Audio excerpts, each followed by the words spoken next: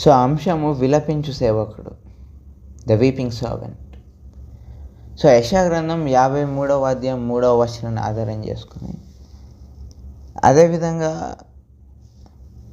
మత్తయి సువార్త 26వ అధ్యాయం 37వ వచనంలో యేసు తన శిష్యులను తీసుకొని గెత్సెమనే తోటకు వెళ్తూ ఉంటాడు. అక్కడ యేసు తెలియజేస్తూ ఉన్నాడు, నా హృదయము చింతాక్రాంతమైంది, ఎంతగా అంటే మరణము అంతగా అని తెలియజేస్తూ ఉన్నాడు. సో యేసు తాను పొందిన శ్రమల వలన తాను దుఃఖాన్ని, బాధని అనుభవించి ఉన్నాడు. అతను బాధను, దుఃఖాన్ని ఎంతగా అనుభవించాడంటే మానవులు అతన్ని చూడనొల్లని వాడుగా తయారైపోయాడు. యెషయా ప్రవక్త ప్రవచించిన ప్రకారం మానవాళి పట్ల, మానవాళి విమోచన నిమిత్తము, మానవాళి రక్షణ నిమిత్తము, మానవాళి విడుదల, మానవాళి దేవుని యొక్క ప్రేమను రుచి చూడడానికి నిమిత్తము యేసు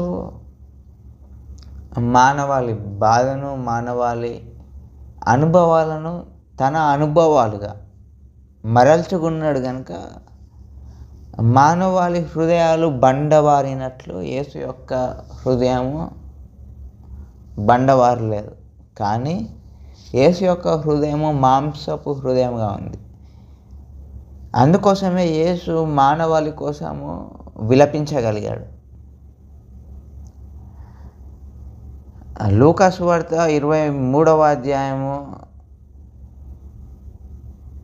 29వ వచనంలో, యెరూషలేము కుమార్తెలారా నా కోసం విలపించకండి, మీకోసము మీ పిల్లల కోసం విలపించండి అని యేసు తెలియజేసి ఉన్నాడు. అదేవిధంగా విలాపం అనగా మనకు గుర్తొచ్చే ప్రవక్త ఇర్మియా ప్రవక్త. సో ఇర్మియా ప్రవక్త 9వ అధ్యాయం 1వ వచనంలో ఈ విధంగా తెలియజేస్తూ ఉన్నాడు, నా కన్ను కన్నీళ్ళ ఊటగా మారునుగాక అని అంటున్నాడు. అంటే అటువంటి బాధ్యత తన ప్రజల పట్ల, అటువంటి కన్సర్న్ని కలుగ చేయమని దేవునికి మొరబెడతా ఉన్నాడు ప్రవక్త. సో ఈరోజు మనకి యేసు మాదిరికరముగా ఉన్నాడు కనుక యేసు ఏ విధంగా విలపించాడు. యేసు మానవాళి నిమిత్తము గెత్సెమనే తోటలో మనము 26వ అధ్యాయం మత్తయి సువార్తలో చూడగలుగుతూ ఉంటాం. యేసు ఈ విధంగా తెలియజేస్తూ ఉన్నాడు 38వ వచనంలో, అప్పుడు యేసు మరణమగునంతగా నా ప్రాణము బహు దుఃఖంలో మునిగి ఉన్నది అని అంటూ ఉన్నాడు. అదేవిధంగా పై వచనంలో తెలియజేస్తూ ఉన్నాడు, దుఃఖపరుటకును చింతాక్రాంతుడగుటకును మొదలుపెట్టను. అంటే యేసు తనకు తానుగా బాధపడడం మొదలుపెట్టాడు, తనకు తానుగా చింతాక్రాంతుడు అవుటకు మొదలుపెట్టాను. అంటే తన్ను తాను సిద్ధపరచుకుంటూ ఉన్నాడు. అందుకని తదుపరి వచనాల్లో తెలియజేస్తూ ఉంటాడు, నా తండ్రి సాధ్యమైతే ఈ గిన్నె నా నుండి తొలగిపోనిమ్ము, అయినను నా ఇష్ట ప్రకారము గాక నీ చిత్త ప్రకారమే కానిమ్మని ప్రార్థించాను. యేసు పరిపూర్ణ మానవుడిగా ఈ భూలోకంలో నివసించి ఉన్నాడు. యేసు తన ప్రజల పట్ల తనకున్న దేవుని యొక్క ప్రేమ వలన, తనకున్న మాంసపు హృదయం వలన మానవాళి నిమిత్తము, మానవాళి రక్షణ విమోచన నిమిత్తము, మానవాళి ఆనందంగా దేవుని యొక్క స్వారూప్యంలో మరలా తిరిగి జీవించుటగునట్లు యేసు బాధపడుటకును చింతాక్రాంతుడగుటకును మొదలుపెట్టాను. యేసు తన్ను తానుగా సిద్ధపరచుకుంటా ఉన్నాడు. ఎందుకంటే యేసు తాను ఎందు నిమిత్తం భూమి మీదకి పంపబడి ఉన్నాడో, తండ్రి యొక్క చిత్తము తన జీవితం పట్ల, తన పట్ల ఏమై ఉన్నదో యేసుకు తెలుసను గనుక యేసు తండ్రి యొక్క చిత్తానికి నెరవేర్చునట్లు తాను బాధపడుతూ, తాను చింతాక్రాంతుడవుతూ యెషయా ప్రవక్త ప్రవచించిన ప్రకారం ఆ ప్రవచనం పూర్తిగా నెరవేరపరచబడినట్లు అతడు తృణీకరింపబడిన వాడగునట్లు, అతడు వ్యాధిగ్రస్తుడగునట్లు, అతడు మనుషులు చూడనొల్లని వాడుగా ఉన్నట్లు, తాను ఎంతగా బాధను అనుభవించాడు, ఎంతగా వేదనను అనుభవించాడు అంటే మనుషులు అతను చూడలేకపోయారు. అందుకనే సొగసైనను లేదు అని చెప్పి యెషయా ప్రవక్త అదే 53వ అధ్యాయంలో ప్రవచిస్తూ ఉంటాడు 2వ వచనంలో. లేత మొక్క వలెను, ఎండిన భూమిలో మొలిచిన మొక్క వలెను అతడు ఆయన ఎదుట పెరిగాను. అతడు స్వరూపమైనను సొగసైనను లేదు, మనం అతన్ని చూచి అపేక్షించున్నట్లుగా అతని యందు స్వరూపము లేదు. అతడు తృణీకరింపబడిన వాడాయను, మనుషుల వలన విసర్జింపబడిన వాడాయను, మనుషులు చూడనొల్లని వాడుగా ఉండెను. అతడు తృణీకరింపబడిన వాడు కనుక మనం అతన్ని ఎన్నిక చేయలేకపోతుంది. సో వేదన బాధలో ఉన్న మనుషులు చుట్టుపక్కల ఎవరు ఉండడానికి ఇష్టపడుతూ ఉండరు. కానీ యేసు మత్తయి సువార్త 5వ అధ్యాయంలో ఈ విధంగా తెలియజేస్తూ ఉన్నాడు. 4వ వచనంలో ఏమని పలుకుతూ ఉన్నాడంటే,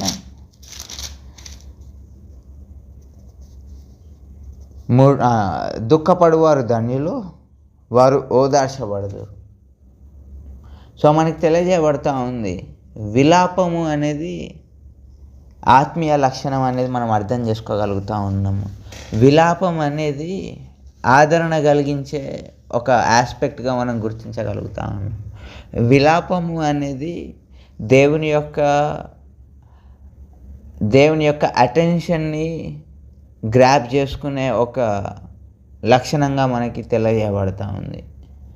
మనం హన్నా సమూయేలుని జన్మ ఇచ్చిన ఆ వృత్తాంతంను కూడా మనం గుర్తు చేసుకుంటే, ఆ యాజకుడి యొక్క దృష్టి హన్నా మీద పడుటకు హన్నా చేసే ప్రార్థన, హన్నా విలపిస్తా బహు దుఃఖంలో తాను విలపించి ప్రార్థిస్తూ ఉంది కాబట్టి ఆ యాజకుడి యొక్క దృష్టి హన్నా వైపు మరల్చబడింది.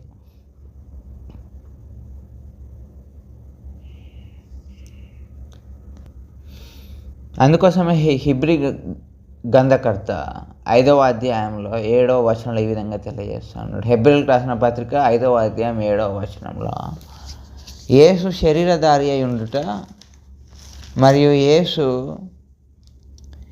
ఆ దినములలో మహారోదనతోనూ కన్నీళ్లతోనూ తన్ను మరణం నుండి రక్షింపగలవానికి ప్రార్థనలు యాచనలను సమర్పించి భయభక్తులు కలిగి ఉన్నందున ఆయన అంగీకరింపబడెను. ఆయన కుమారుడై ఉండి తాను పొందిన శ్రమల వలన విధేయతను నేర్చుకున్నాను. సో ఈ శ్రమలు అనేవి దుఃఖపడుటకు, చింతాక్రాంతుడగుటకు, లేక వేదన విలపించుటకు శ్రమలు అనేవి అవసరం. ఒకరి పట్ల సహృద భావంతో ఉండడానికి కేవలము శ్రమలు మాత్రమే.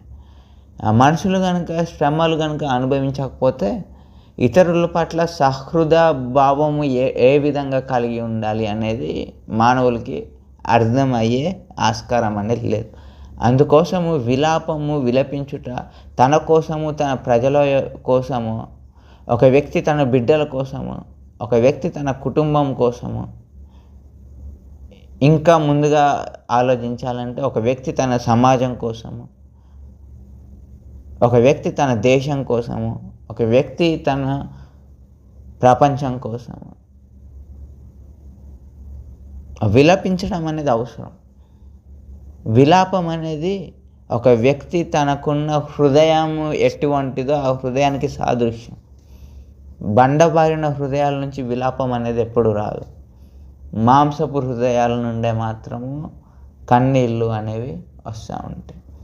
అందుకని యేసు చిట్ట చివరిగా మానవాళి కోసం విలపించాడు గెత్సెమనే తోటలో. కన్నీళ్లతో నాటాడు, నిరీక్షణను మనందరికీ అందించాడు. అంటే ఒక బీజం, కన్నీళ్ళు అనే బీజాన్ని గెత్సెమనే తోటలో నాటాడు. కల్వరి గిరి మీద తాను చనిపోయి మనకి తిరిగి పునరుద్ధానం చెంది మనకి నిత్య జీవాన్ని అందించి, అంతేకాకుండా మనకి ఆ రోజు కన్నీళ్ళతో వేసిన బీజము ఒక నిరీక్షణ, రీపింగ్ హోప్, ఒక హార్వెస్ట్ లాగా మనకు అందించి ఉన్నాడు.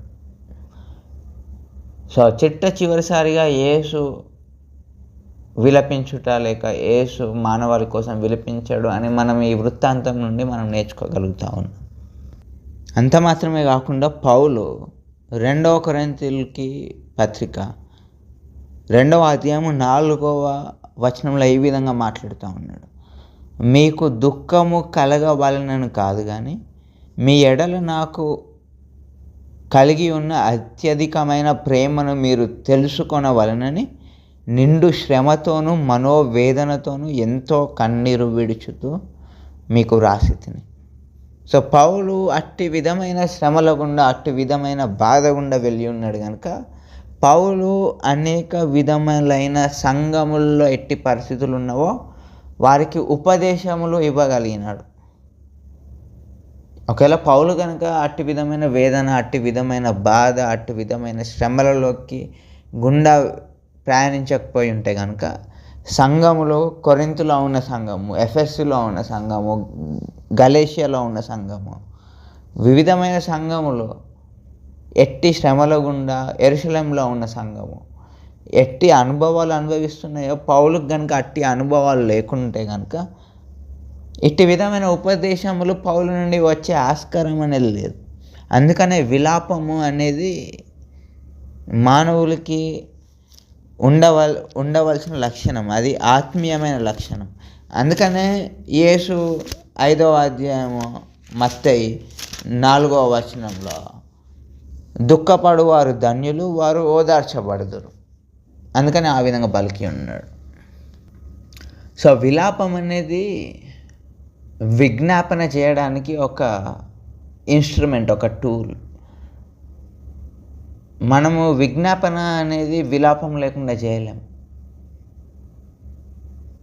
ఆ విలాపం అనేది వచ్చినప్పుడే మనం విజ్ఞాపన అనేది చేయగలుగుతూ ఉంటాం. అది వ్యక్తుల కోసమైనా, అది కుటుంబం కోసమైనా, బిడ్డల కోసమైనా, అది ఒక రాష్ట్రం కోసమైనా, ఒక నేషన్, ఒక దేశం కోసమైనా, పూర్తిగా మానవాళి కోసమైనా విలపించే ఆత్మీయమైన లక్షణం అనేది లేకుండా విజ్ఞాపన చేయడానికి ఆస్కారం అనేది లేదు.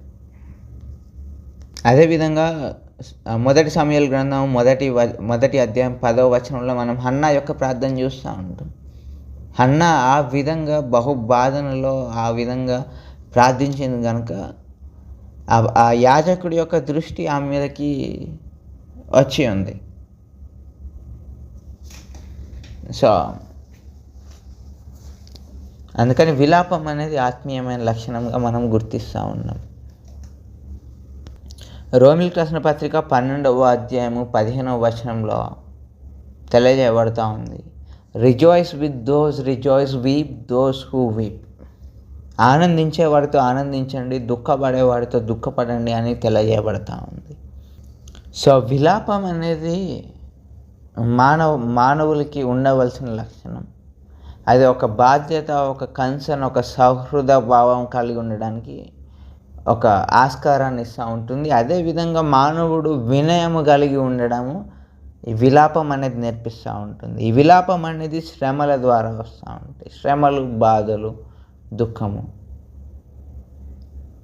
సో దుఃఖంలోనే దేవుడు తన యొక్క ప్రసన్నతను మన వైపు తిప్పుకోగలుగుతూ ఉంటాము.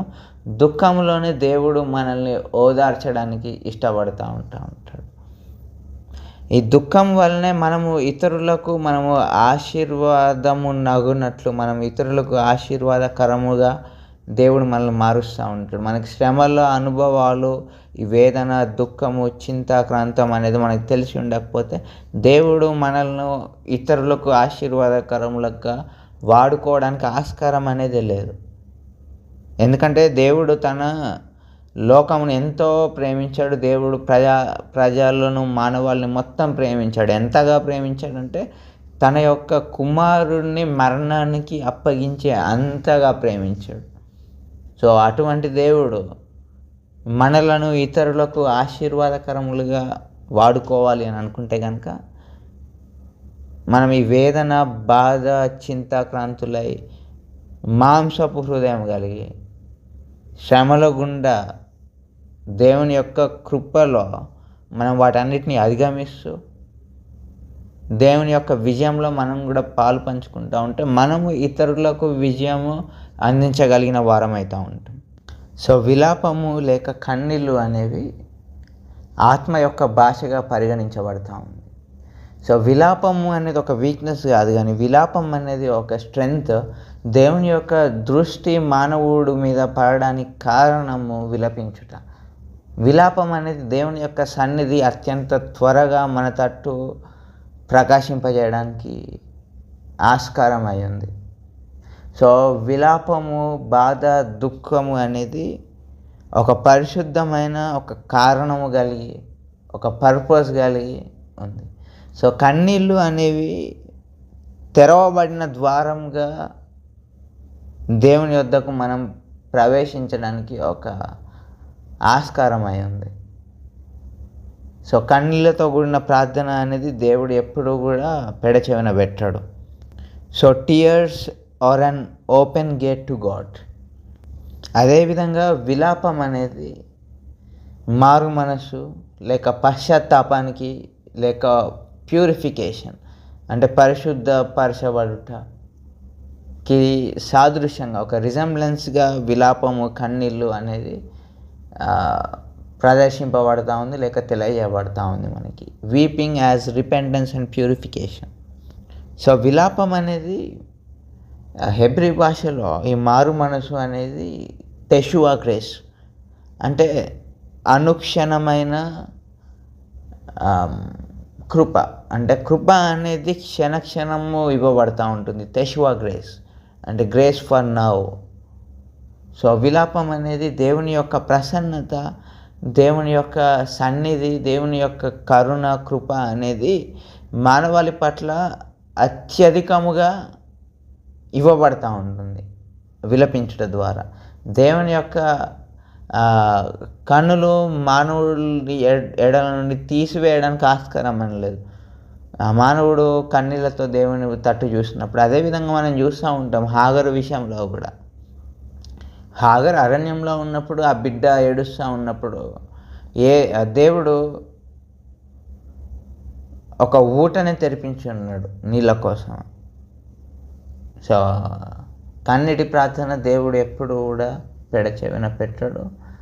So weeping is a open gate to God.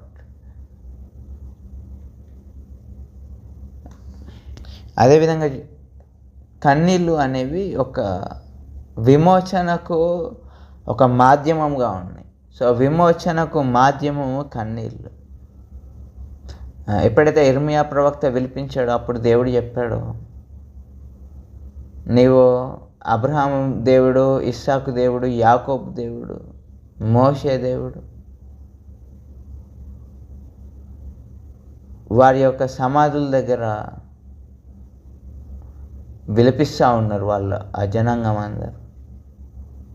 వారందరి కన్నీళ్ళు ఇజ్రాయేలు ప్రజల యొక్క విమోచన, రిడెంప్షన్ తట్టు నడిపించి ఉన్నాయి.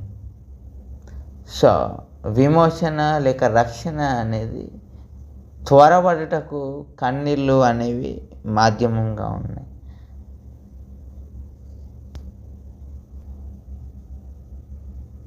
Tears shed in prayer waters the seeds of redemption hidden in the earth. So విమోచన అనేది ఏదైతే దాయబడి ఉందో కన్నీళ్ళు అనే నీటి ద్వారా ఆ విమోచన అనేది భూమి లోపల నుంచి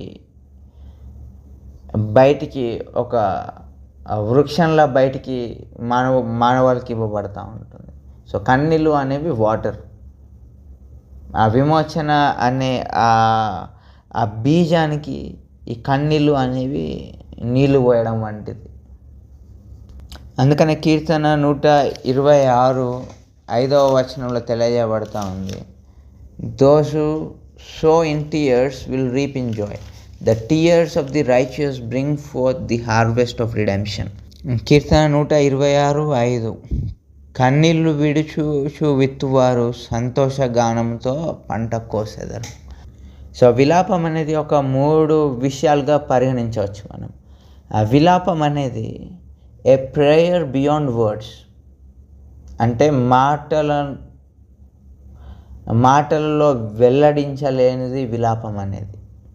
సో విలాపం అనేది ప్రార్థనగా పరిగణించబడుతూ ఉంటుంది. విలాపం, వీపింగ్ అనేది ఒక రిడెంప్టివ్ ఫోర్స్. వీపింగ్ అనేది ఒక divine echo, a righteous trait, అంటే ఒక నీతివంతమైన లక్షణం. విలాపం అనేది ఒక నీతివంతమైన లక్షణం. So human tears reflects God uniting servant and creator. Weeping marks those who attune to God's will. దేవుని యొక్క చిత్తము ప్రకారము నడుచుకునే వ్యక్తులకు విలాపము అనేది ఒక నీతివంతమైన లక్షణము. సో విలాపం అనేది మాటల తదుపరి ప్రార్థన.